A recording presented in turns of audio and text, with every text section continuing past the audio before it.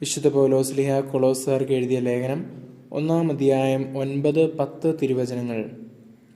നിങ്ങൾ പൂർണ്ണമായ ജ്ഞാനവും ആത്മീയ അറിവും വഴി ദൈവഹിതത്തെക്കുറിച്ചുള്ള ഉൾക്കാഴ്ച കൊണ്ട് നിറയാൻ വേണ്ടി ഞങ്ങൾ പ്രാർത്ഥിക്കുന്നു.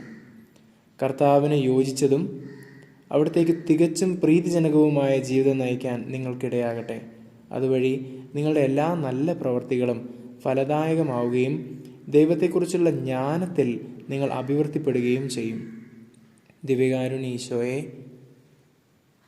അങ്ങയെക്കുറിച്ചുള്ള ജ്ഞാനം ഞങ്ങൾക്ക് നൽകണമേ.